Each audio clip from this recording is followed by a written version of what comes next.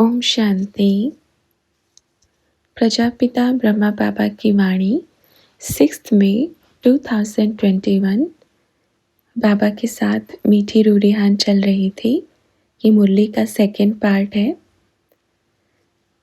बाबा से पूछा, सतयुग में ये सभी अष्ट रतन की जोड़ी विश्व महाराजन की पदवी प्राप्त करते हैं या केवल बाबा मम्मा यानी फर्स्ट लक्ष्मी नारायण? फिर बाकी के 100 रत्नों को क्या टाइटल मिलता है? राजा तो वो भी बनेंगे ना, और 16,000 वाले राजाई करेंगे या राजघराने में आएंगे, और फिर 9 लाख और 33 करोड़ तो प्रजा में आएंगे ही। यह भी स्पष्ट कीजिए। बाबा ने कहा, इसको अलग कर दो, ठीक है। अपन इसको ज़्यादा क्लियर नहीं करेगा क्योंकि सब मूझे हुए हैं, उलझे हुए हैं। समय आने पर अपने आप क्लियर करेंगे। और अगर इस चीज़ में उलझ के रहते हैं तो अपने पुरुषार्थ को अच्छा नहीं बनाएंगे, ठीक है। इतनी टेंशन नहीं लो। जिसने पूछा था तो बाबा ने कहा उनको बोलो, बाबा बैठा है ना इतनी टेंशन लेने के लिए, आपको काहे को जानना है। अब ये थोड़ी सारा ताला खोल के दिखाएंगे कि इस अलमारी में ये खजाना है, इसमें ये है, इसमें ये है। अपन बैठा है ना, अपन ने देख लिया, आपको बाद में बताएगा। फिर बाबा से पूछा, अष्ट रत्नों की जोड़ी क्या प्रथम लक्ष्मी नारायण के साथ शुरुआत में ही आकर के राजाई करेंगे या राजाई ट्रांसफर होने पर एक दूसरे के पिछाड़ी आकर राजाई संभालेंगे? बाबा ने कहा, ये लो फिर से वही, फिक्र नहीं करो, सबको मौका मिलेगा। 108 वाले बच्चों को भी मौका मिलेगा, 16,108 वाले बच्चों को भी मौका मिलेगा, सभी को मौका मिलेगा। कब कब मिलेगा ये ज़रूरी नहीं है।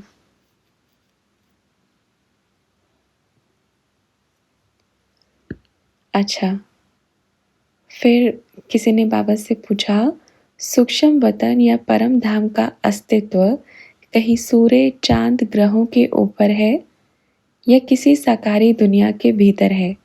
जैसे प्याज के छिलके एक दूसरे के भीतर एक होते हैं, जैसे सूक्ष्म शरीर हमारे ही स्थूल शरीर के भीतर होता है, या केवल मानसिक विचार हैं? ऐसे भी कोई कोई कहते हैं कि सूक्ष्म लोगों का अस्तित्व एक मानसिक घटना है, इसलिए उसका साक्षात्कार कुछ लोग ही कर पाते हैं। और एक प्रश्न है कि पिछली बार बाबा ने बताया था कि सूक्ष्म शरीर हर जन्म में नया बनता है, तो क्या कोई परमानेंट सूक्ष्म शरीर, संपूर्ण आकारी सूक्ष्म शरीर होता है क्या वतन में? बाबा प्रश्नों को सुनकर मुस्कुराए। फिर अगला प्रश्न किया, कई लोग जो अन्य पार्टियों में जुड़े हुए हैं ब्रह्मा कुमारी के ज्ञान को बेसिक ज्ञान के रूप में स्वीकार करते हैं, क्या ये सही है या इसके अलावा एडवांस नॉलेज भी है? और वो सच्चा एडवांस नॉलेज कौन देता है, क्योंकि वे इसे अपने पास होने का दावा करते हैं। बाबा ने कहा, एडवांस ज्ञान तो बाप के पास है। जो कहता है हमारे पास एडवांस ज्ञान है उसको हम अपन कहेंगे बुद्धू, क्योंकि उसके पास एडवांस ज्ञान कभी होगा ही नहीं। ज्ञान तो सागर होता है, एडवांस नहीं होता है। अच्छा, फिर बाबा से पूछा, क्या 16 कला से भी ऊपर कोई कलाएं होती हैं? कुछ लोगों से ये सुनने में आता है कि ब्रह्मा कुमारी का साकारी सत्युग है जो 16 कला का है, निराकारी सत्युग। क्या परम तत्वों की परम लाइट की दुनिया में उससे भी ज़्यादा कलाएं होती हैं? इस बात में कितनी सच्चाई है? निराकारी सत्युग में स्त्री पुरुष के संस्कार कंबाइंड रूप में होते हैं, जहाँ केवल लाइट की ही देह होती है, इसलिए ना स्त्री ना पुरुष का भान होता है। बाबा ने कहा, ये सवाल भी खुद कर रहा है और जवाब भी खुद दे रहा है, चलो सुनते जाओ। ठीक, अच्छा हो गया, और किसी को कुछ पूछना है? फिर बाबा से पूछा, बाबा, श्री कृष्ण जी के दिव्य जन्म के समय जो आत्माएं साथ होंगी वो शरीर छूटने पर क्या नया शरीर धारण करके जहाँ राधा जी जन्म लेंगी वहाँ आ सकते हैं? क्या ऐसा हो सकता है राधा जी के साथ भी वही आत्माएं रहेंगी या कोई अलग फैमिली होगी या कैसे होगा? तो बाबा ने कहा सब कुछ हो सकता है, ड्रामा में सब कुछ पॉसिबल है। देखो बच्चे सब एक ही स्थान पर एक साथ खेलेंगे, एक साथ रहेंगे, पर सोएंगे एक साथ नहीं। अपने अपने राजघराने में सोएंगे, अपने अपने माँ बाप के साथ सोएंगे। जन्म भी एक साथ नहीं होगा, बारी बारी होगा। अकेला कोई नहीं रहेगा। देखो बच्चे अपन भी जो साथ हैं, ठीक है, वो अष्टरतन जिनको कहेंगे, ऐसा नहीं कि श्री कृष्ण वाले एक ही जन्म में। आप बच्चे, कोई बच्चे पूछते हैं हम खेलेंगे नहीं खेलेंगे, नेक्स्ट भी तो कृष्ण होगा। थर्ड फोर्थ कितने तक होगा? किसी ने कहा 8। तो बाबा ने कहा वही एक्टिविटी, वही सब विचार, वही सब होगा ना। उसके बाद भाई देखो हर किसी के बच्चे बन के आएंगे। अष्टरत्नों के बच्चे बन के आए, कभी 108 के बच्चे बन के आए, तो बारी बारी ड्रामा अनुसार होगा। तो खेलेंगे तो साथ में ही ना, भल एक शरीर छोड़ के दूसरे शरीर के साथ खेलेंगे। ये ड्रामा होगा और बड़ी अच्छी याददाश्त होगी। सबसे बड़ी बात है वहाँ एक बहुत अच्छी चीज़ होगी कि हर एक आत्मा को अपने अपने बारे में नॉलेज होगी। शरीर छोड़ने के पहले मालूम होगा मैं उनके घर में जा रहा हूँ। कोई लड़ाई झगड़ा नहीं होगा कि आपके घर में मेरा बच्चा आया तो निकालो घर से बाहर। इतना अच्छा ज्ञान होगा, समझ होगी, इसलिए एकता का सूत्र बांधते हैं क्योंकि वहाँ पे सब एक होंगे, एक भाषा, एक धर्म। सबसे पहले अभी भी श्री कृष्ण शरीर छोड़ के उसके घर में जन्म लेने वाला है, तो अपने आप ही पहले से ही संबंध जुड़ता है क्योंकि वो आत्मा आपके घर में शरीर लेकर आने वाली है। तो 21 जन्म अपन का ऐसे चलेगा, लड़ाई झगड़ा होगा नहीं, मारा मारी होगी नहीं, बड़ी खुशी में रहेंगे, मौज में रहेंगे, नाचते रहेंगे। उसके बाद क्या होगा? जैसे ही द्वापर आया तो फिर लड़ाई होने लगेगी। अच्छा हमारा बच्चा आपके घर में आया, हमारे बच्चे को दो। तो फिर बाबा ने क्या किया? सबकी याददाश्त ही गायब कर दी। ये लो लड़ो आपस में, क्योंकि आपकी बुद्धि में कुछ है ही नहीं तो लड़ेंगे कहाँ से? पर फिर दूसरे तरीके से लड़ाई होने लगी, बुराइयों की प्रवेशता हुई। इसलिए फिर ऐसे बोलते हैं ना कि रावण का राज्य आने लगा। अगर इसमें ये भी ऐड कर देते कि याददाश्त है कि किसके घर में जा रहे हैं, फिर तो रावण से ज़्यादा ताकतवर किसी को नहीं कहा जाता। इसलिए भल शिव से सारी शक्तियाँ ले ली, पर फिर भी उनके पास, कहते ना बाबा बाबा क्यों है? उसको शिव परम पिता परमात्मा निराकार क्यों बोलते हैं? भल कोई कितनी भी भक्ति करे, कितनी भी शक्ति प्राप्त करे, पर शिव की सारी शक्ति नहीं प्राप्त कर सकता, क्योंकि बाप ने ये जो चाबी किसी को नहीं दी कि आप ऐसा करोगे तो सारी शक्तियाँ शिव के मिलेंगी, लिमिट में। और ये ज़रूरी है, अगर ऐसे हो गया तो उनको सबको क्या होगा? हर कोई भगवान बन के घूमेगा। मैं भी भगवान, तू अपने एरिया का, मैं अपने एरिया का। आज भी तो ऐसा हो रहा है। पता है बड़े बड़े साधु सन्यासी क्या करते हैं? 1 सेकंड का साक्षात्कार कराया और अपने नाम के सामने लगा लिया श्री श्री श्री 108। कोई 1000 श्री लगाता है, कोई कितने श्री लगाता है। अब देखो कभी शिव परम पिता परमात्मा के सामने श्री लगा देखा? और जो भक्ति मार्ग में बड़े बड़े साधु सन्यासी हैं, गुरु गोसाई हैं, वो कितने श्री लगाते हैं? श्री श्री मतलब उनको 2 पल का साक्षात्कार हुआ, उनको लगा कि हम भगवान बन गए और सारी दुनिया तुच्छ है, पतित है, अपने आप को परमात्मा का टाइटल दे दिया। ऐसे ही अभी भी क्या हो रहा है? वर्तमान समय अपने ब्राह्मण बच्चे क्या करते हैं? हमारा पुरुषार्थ बड़ा अच्छा है, हमारा पुरुषार्थ तो बहुत अच्छा है। हम भगवान से 20 साल तक मिले, हम भगवान से 21 साल तक मिले, 50 साल तक मिले। हमसे बड़ा भाग्यशाली कोई हो ही नहीं सकता।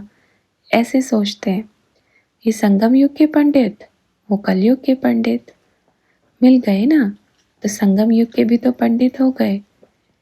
पाप से मिलने वाले पंडित है ना, और भक्ति मार्ग वाले दूसरे पंडित। ये देखो दोनों पंडित पंडित भाई भाई। और सारी दुनिया को क्या समझते हैं फिर? जो 1 वर्ष से आया अब दूर हो जाओ। हम 30 वर्ष से बाबा से मिले हैं। आपको 1 ही वर्ष हुआ बाबा से मिले नहीं, तो आप पवित्र नहीं। उस पे अपवित्रता का ठप्पा अपने आप लगा देते हैं। क्या बाबा ने कभी लगाया? अच्छा मानो अभी बाबा उधर नहीं आ रहे हैं, कोई बच्चे अभी अभी ज्ञान में आए हैं, उनसे कोई पूछेगा कि क्या आप बाबा से मिले हो? वो बेचारे क्या कहेंगे? नहीं मिले। तो मतलब आप शूद्र हो? वो कहेगा कैसे? क्योंकि आप बाबा से नहीं मिले। तो वो कहेगा हम क्या करें, जब तक हम आए तो बाबा चले गए इस संसार से। कोई ज्ञानी अज्ञानी पे शूद्रता का ठप्पा नहीं लगा सकता। कोई ये ठप्पा नहीं लगा सकता कि आप अपवित्र हो। बाबा क्या देखते हैं? मिले हो या नहीं मिले हो, अब एक ही रेस में खड़े हो। जो दौड़ेगा वो सिर पे बैठेगा, जो नहीं दौड़ेगा वो पीछे रहेगा। ठीक है? ये नहीं सोचे मैं बहुत पुराना हूँ, मैं इतने वर्ष पालना में पला हूँ। ये पूछते हैं कि पालना में पल के रिजल्ट क्या मिला, कितना रिजल्ट निकला बताओ। अच्छा और कुछ पूछना है? फिर अगला प्रश्न किया बाबा से, कर्म ऐसी शक्ति होती है कि अगर आप किसी के घर से एक समय का भोजन खा के निकल रहे हो तो समझ लो आपने अपने पेट पे एक डोरी बांध लिया। जहाँ तक जाएंगे वो डोरी घूमेगी ही घूमेगी, और वो एक ना एक टाइम इस जन्म तो छोड़ो, किसी और जन्म में भी वो डोरी को पूरा करना पड़ेगा। तो बाबा ने कहा हाँ बिल्कुल। एक चीज़ बताते हैं बच्चे, अगर हमने खाया, अगर किसी के घर में आप खा के आए तो आपने अपने पेट पर डोरी बांधी। अगर आपने वहीं पे उसको चुप तो कर दिया अपने कर्म से या बाबा का ज्ञान देकर या किसी भी रीति, तो वो डोरी वहीं पे कट जाएगी। और सिर्फ खा खा के सो के आ गए तो डोरी बांध के लेके आए, किसी न किसी जन्म में आप ज़रूर पूरा करोगे। अब ये सोचो कि आप वहाँ पे सेवा करके आए ना, तो आप काट के आ गए। ओके, बेफिक्र रहो, बढ़िया है। पर अच्छा हुआ ये पूछा, क्योंकि बच्चे ये क्या होता है, अगर मानो आप सभी बच्चे बाप के घर में बैठे हो, ये तो डोरी अच्छी है ना कि हमने सीधी डायरेक्ट डोरी बाप के साथ बांधी है। वो हमारा जन्म जन्म साथ नहीं छोड़ेगा। खूब खाओ, पहले भी खाकर आए तो इधर आ गए। ये वाली डोरी बढ़िया है, डोरी खींच खींच के लेकर आई है ना। अच्छा, फिर बाबा से अगला प्रश्न किया, बाबा बच्चे तो बाहर में भी हैं, वो भी निश्चय बुद्धि ही हैं। सेवा अर्थ अगर कहीं जाते हैं तो किसी के घर में खाना पड़ता है, तो ये क्या है? तो बाबा ने कहा बच्चे सेवा अर्थ खाना तो पड़ेगा ना। आप पहले वहाँ गए किस लिए हो? सेवा पे गए हो ना, तो नेचुरल सी बात है। आप हिसाब किताब चुकतो करने के लिए गए हो। आप सेवा करोगे तो खाओगे, खाओगे तो सेवा करोगे, और वैसे भी अपना एक परिवार बन रहा है। वो बच्चे भी निश्चय बुद्धि है ना, तो एक परिवार बन रहा है। आप उधर खा के आए, सेवा करके आए, तो हो सकता है अपन सत्यों के घराने में सब पहुँचे। हर एक आत्मा का अन्न से भी कनेक्शन है, मन से भी कनेक्शन है, और आगे जन्म में तन से भी कनेक्शन हो जाएगा। तो किसी ने कहा बाबा वो बहुत निश्चय बुद्धि हैं। तो बाबा ने कहा हाँ, तो फिर वो अगले घराने में मिलेंगे। तो ये टेंशन नहीं लेना है, अपन खा के आ गए। ये सोचो हम अपना परिवार बना के आए हैं। सत्युग में हम जा कर के सब एक परिवार में रहेंगे, मिलेंगे। खुशी होनी चाहिए, भर सबके चेहरे बदल जाएंगे। परिवार तो बड़ा बढ़िया होगा ना। ओके।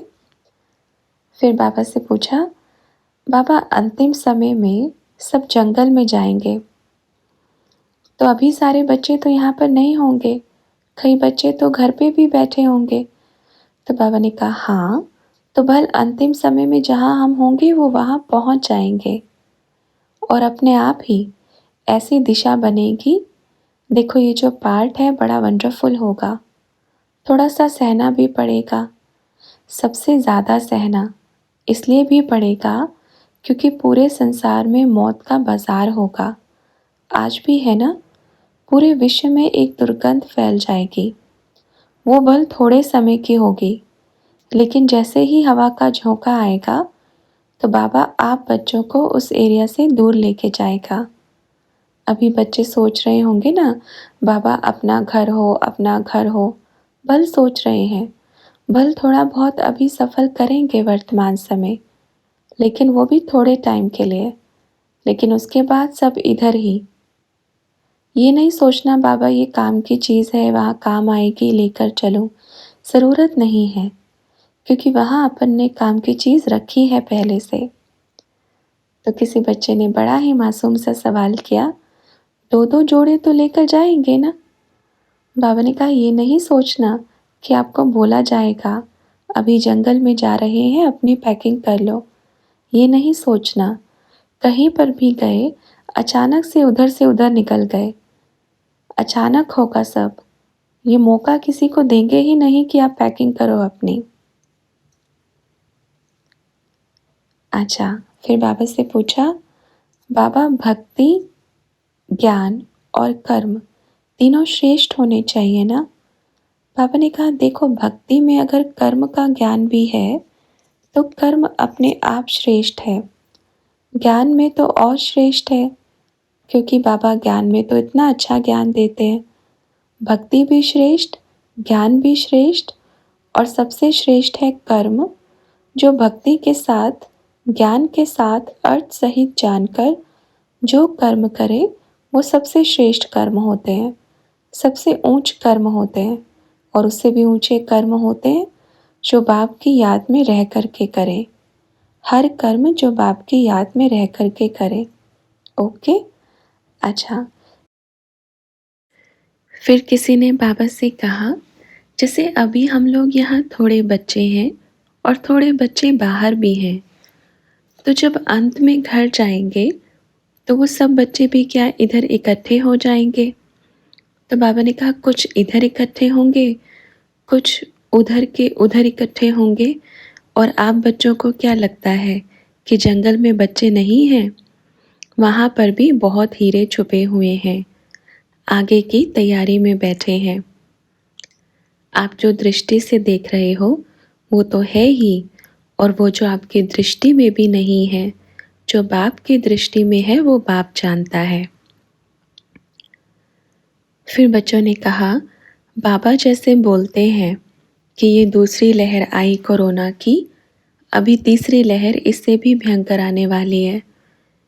तो बाबा ने कहा बोलते हैं ना जब शिव जी का टावर आता है तो सारे टावर ख़त्म हो जाते हैं, तो वर्तमान समय शिव जी का टावर तांडव करने वाला है, और जब सब टावर ख़त्म हो जाएंगे तो विनाश तो अपने आप ही हो जाएगा।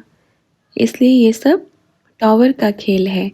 साइंस अपना टावर ऊपर बढ़ा रही है, उनको ये नहीं मालूम है कि सबसे ऊपर वाला टावर अपना शिव जी का है, सब पे भारी पड़ जाएगा। अच्छा, फिर एक और प्रश्न किया, बाबा जैसे हम कहीं सेवा पर जाते हैं, वहाँ पर मान लीजिए भूख लग जाती है, पर जैसे बीके में बोलते हैं कि हम लोग किसी के यहाँ का खा नहीं सकते, तो वहाँ पर क्या करेंगे? तो बाबा ने कहा बच्चे बिल्कुल सही है, अगर आप कहीं जाते हैं, आपको खाना है तो भल खाओ, पर उसमें देख के खाओ कि आपके शरीर के लायक कौन सी चीज़ है। भल थोड़ा दाल चावल है, दाल रोटी है, बैठकर आराम से 5 मिनट ओम करो या 2 मिनट ओम करके दृष्टि देख करके पावरफुल बना के खाओ। अच्छा, फिर बाबा से पूछा, बाबा वो बीके बोलते हैं ना कि ऐसे किसी के हाथ से खाना नहीं चाहिए, तो बाबा ने कहा देखो भल वो बोलते हैं, बोलने से क्या जाता है, बीके वाले बाप से तो बने, अब जब बाप बोल रहा है तो। अच्छा मान लीजिए जो नौकरी वाले बच्चे हैं वो क्या करेंगे? कहीं जाएंगे, कुछ तो खाएंगे ना। तो आप कहीं जाते हैं, पर गलत चीज़ें बिल्कुल नहीं खाना। विशेष अटेंशन रखें। अगर आपको बिना प्याज का मिलता है तो बहुत बढ़िया बात है, बहुत अच्छी बात है, बनवा सकते हैं और भी अच्छी बात है। अगर मजबूरीवश अगर प्याज का मिलता है, भले अगर बहुत मजबूरी है तो दृष्टि दे के खाओ। पर अगर जानवर वाला मिले और गलत वाला मिले तो उसमें बाप ये कहेगा, भल मर जाओ तो भी नहीं खाओ। दूसरों को मार कर अपना पेट भरे, इससे अच्छा खुद ही मर जाओ। कोई ज़रूरत नहीं है फिर जीने की। और ये कोई जीवन नहीं होता जो दूसरों को मार के खुद खावे और खुद का पेट भरे, क्योंकि साइंस और साइलेंस अलग अलग है। ऐसा नहीं कि साइंस में लिखा है कि खुद को बचाने के लिए दूसरों को मार के खा जाओ, ये कतई नहीं है। और अपनी साइलेंस क्या कहती है? जो भी ये जीव जंतु हैं उनको बचाओ, भल खुद मर जाओ। ये मारने मरने की बात क्यों कह रहे हैं? आप उसको मार के अपना पेट भरोगे, कितनी गलत बात है। इससे अच्छा खुद ही सहन करो। देखो कितने दिन तक जीवित रह सकते हैं। अगर सच्चा प्यार है तो अपने आप व्यवस्था हो जाएगी। अगर आपका जीवन बनना है, आपके द्वारा कोई महान कर्तव्य होने हैं, तो अपने आप आपके सामने वो भोजन आ जाएगा जो आपके शरीर के लायक हो, जो आपके लायक हो। बाप को फिक्र है ना? अगर निश्चय पक्का है, अगर सच्चा प्यार है, तो बाप गारंटी करते हैं, भल आप कहीं पर भी होंगे, बाबा अपने आप बच्चों को सेफ करेगा।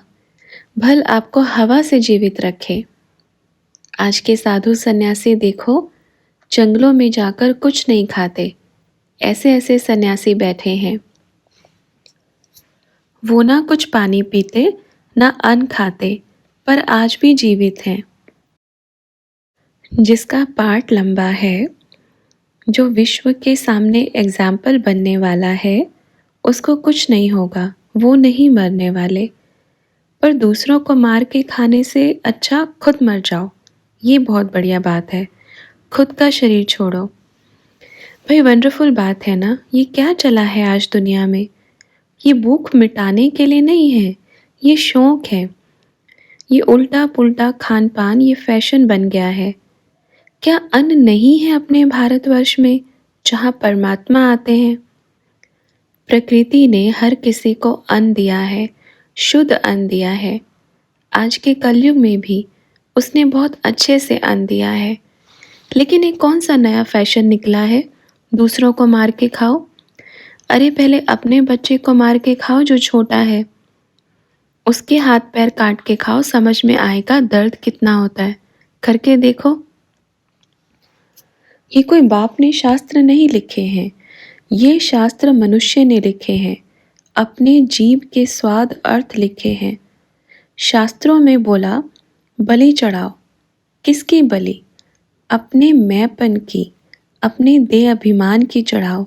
लेकिन किसकी बलि चढ़ा दी? जानवर की। अपने बच्चों की चढ़ा के देखो कितना दर्द होता है। ये बिल्कुल भी, ये जो शास्त्रों में लिखा है ना, आजकल के शास्त्र भी बहुत पतित हैं, क्योंकि पतित इंसानों ने लिखे हैं, पतित मनुष्यों ने लिखे हैं, तो शास्त्र भी पतित कहेगा। उस दौरान जो सच्चे साधु सन्यासियों ने जो अपने बुद्धि से साक्षात्कार करके लिखे थे, वो भी ठीक थे, वो भी बहुत अच्छे थे। पर आज के टाइम में जो शास्त्र लिखे हैं, कैसे शास्त्र हैं? इसलिए बाप कहेगा, भल कहीं जाते हैं तो आपके शरीर के अनुसार जो भोजन है मिले, उसको याद करके स्वीकार भल करो। कोई कोई ब्राह्मण बच्चे तो क्या करते हैं पता है? आलस में बनाने के चक्कर में खूब बाहर का खाते हैं और बाबा की छुट्टी का फ़ायदा उठाते हैं और कहते हैं कि बाबा ने बोला है ना, खा सकते हो। घर में पड़े रहेंगे लेकिन खाना बाहर से मंगवाएंगे। ऐसे नालायक बच्चे भी हैं बाप के। और जब बीमार होते हैं तो कहते हैं बाबा बचाओ बचाओ। क्यों बचाएगा बाबा? खान पान बिगड़ा तो बाप से पूछ के बिगाड़ा था। बाबा से पूछा था कि इसको ऐसे ऐसे काट करके इतने पीस निकाल निकाल के खाऊंगा, आप परमिशन देते हो क्या? पूछा कभी? फिर कैसे बचाएगा बाप? तो क्या करेंगे ऐसे बच्चों का? ठीक है, जब आप नहीं सुने और छोटे छोटे जानवर मैं करते रहे, आपने तो नहीं सुना, अब बाप भी नहीं सुनेगा। बस सीधी बात है।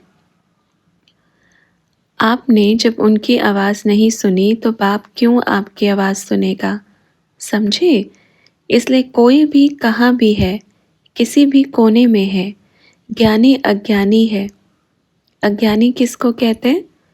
जो ज्ञान में बिल्कुल ज़ीरो हो, जिनको सही और गलत का ज्ञान ही नहीं हो, वो अज्ञानी है।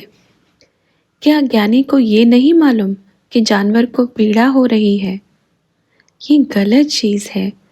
हर एक आत्मा में ये चीज़ भरी है कि जब भी विरोध या जब भी गलत चीज़ें खाई जाती हैं तो अंदर से एक बार आवाज़ ज़रूर आएगी कि ये गलत है। फिर भी खाते हैं तो अपने स्वार्थवश खाते हैं। और सच बतावें, जिन बच्चों को ये मालूम है कि ये गलत है और इतनी बारी इस पार्ट में भी बाप से मिलने के बाद अगर ऐसे काम करते हैं, गलत चीज़ें खाते हैं, उनकी तो सज़ा बड़ी कड़ी है। अब चाहे वो कोई भी हो, इस पार्ट में भी मिलके गलत को कर्म कर रहे हैं, खासकर हिंसा, गंदे खान पान की गलत संगत की, उनकी तो इतनी कड़ी सज़ा होगी, बहुत कड़ी।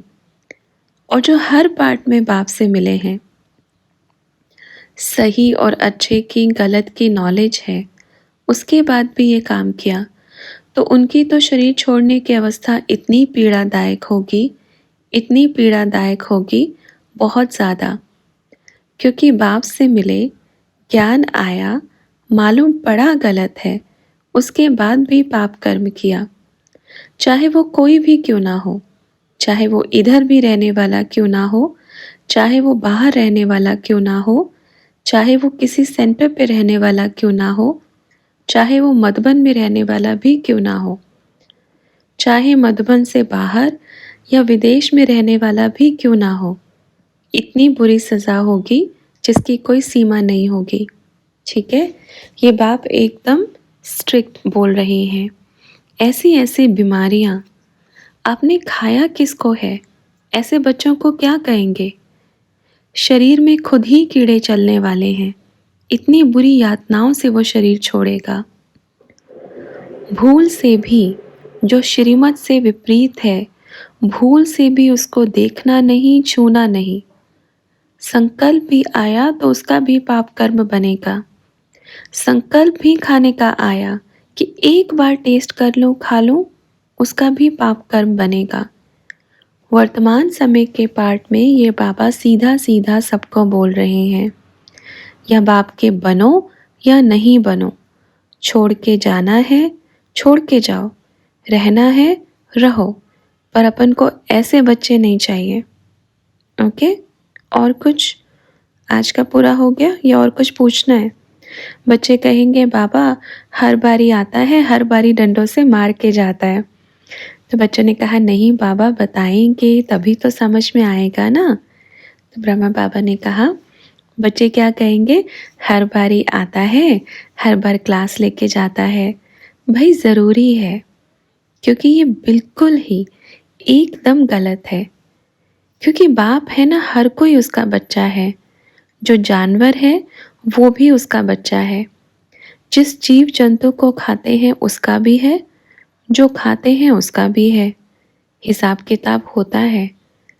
बाप की दृष्टि में चाहे वो एक चींटी कटघरे में खड़ी हो जाए, चाहे एक इंसान कटघरे में खड़ा हो जाए, अगर गलती से भी जानबूझ के पैरों से रगड़े गए तो भाई आ जाओ फिर।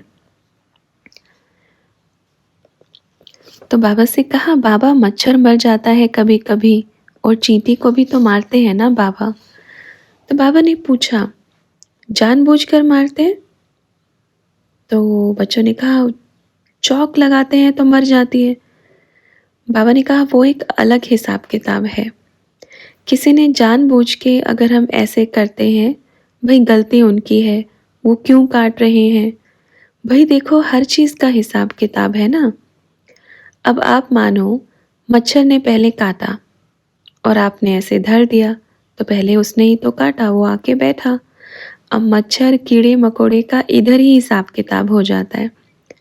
चींटी जब काटती है तो ज़ोर से काटती है और आप भी लगा देते हैं, तो क्या हो गया? हिसाब किताब पूरा। चींटी मकोड़े का हिसाब किताब इधर ही पूरा हो जाता है।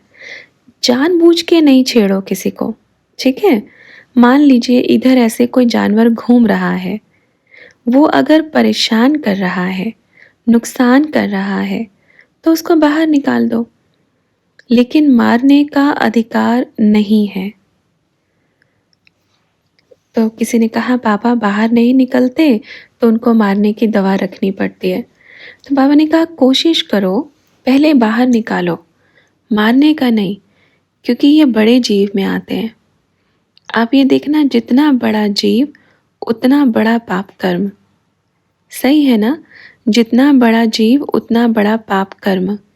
अब अगर चींटी या मच्छर आपको छेड़ेगा आकर के तो आप भी छेड़ दो, भाई पहले शुरुआत वो कर रहे हैं। ये तो चींटी मकोड़े, ये तो आम बात कहेंगे, इनकी भी सफाई हो जाएगी। प्रकृति सबसे पहले इन्हीं को ही सफा चट कर देगी, क्योंकि आगे जंगल में तंग करेंगे ना। आपको खुद कुछ नहीं करना है, नहीं तो फिर वो आपको ज़ोर से काटेंगे। चूहे को मारा तो चूहा काटेगा, आपको ज़ोर से काटेंगे। देखो जैसे सांप है, उसको बाहर छोड़ो, मारो नहीं, ये चीज़ है। बाहर छोड़कर आ जाओ पर मारना गलत बात है, उसका भी हिसाब किताब बनता है। आप छोड़ सकते हो, अगर आ जाता है तो उसके ऊपर कपड़ा डाल दो, कपड़ा डाल के दबा के उसको बाहर छोड़ कर आओ, ऐसे पकड़ सकते हो। अगर कहीं घुस गया है तो आजकल बहुत सांप पकड़ने वाले हैं, उनको बुला करके निकालो। तो बच्चों ने कहा पर बाबा बहुत लोग तो मार देते हैं। बाबा ने कहा बहुत लोग हैं ना, आप तो नहीं मारते ना, बहुत लोगों को अपन देख लेगा। अच्छा, फिर कहा मधुबन में आते थे ना बाबा, जब आप उधर साकार में थे, कहते थे ना बच्चे छोड़ कर आओ। तो बाबा ने कहा बोतल में बच्चियां पकड़ के खाली बोतल में चलो इधर जाओ, बोतल में छोड़ छोड़ कर आते थे। आराम से चला जाएगा, बिल्कुल चला जाता है। उसको लगता है बिल है, आप दौड़ाएंगे तो कहाँ घुसेगा? बिल में घुसेगा। तो बिल देखा भाई, आपको पैक होना है, आज बोतल में चले जाते थे। देखो कई बारी कई कई नालायक जीव जंतु भी होते हैं। नालायक किसको कहेंगे? जो बैठे बिठाए इंसानों को काट जाए, उसको नालायक कहेंगे।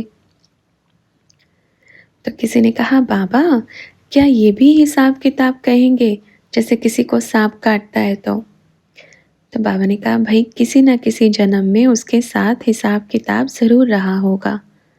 आज के टाइम में कोई किसी को मार देता है तो भले इस जन्म में उसको हिसाब किताब नहीं मिलता, अगला जन्म हुआ वो उसको उस चीज़ से मार देगा। फिर बाबा से सच्चा प्यार क्या है, ये पूछने पर बाबा ने बच्चों को समझानी देते हुए कहा प्यार का मतलब क्या होता है? बराबर। प्यार माना बराबर। अगर आप मनवाते हैं तो आपको मानना भी है, ठीक है? ये प्यार होता है और इसको सच्चा प्यार कहा जाता है।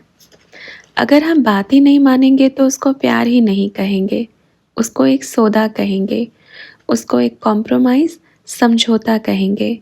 भाई हमने ऐसे वाली गांठ बांधी है, ये सौदा बाप को नहीं चाहिए, बाप को सच्चा सौदा चाहिए, क्योंकि बाप है सच्चा सच्चा हीरों का व्यापारी, सच्चा सच्चा सौदागर। अगर हम किसी से सौदा करते हैं ना तो उसके बारे में जानना बहुत ज़रूरी है, वो सच्चा है या नहीं। और आप बच्चे तो बाप को और अपन को अच्छे से जानते हैं ना, कितने सच्चे और बाप भी जानते हैं, तो इसमें सच्चे सच्चे सौदे वाली बात करनी है। ओके बच्चों, ओम शांति।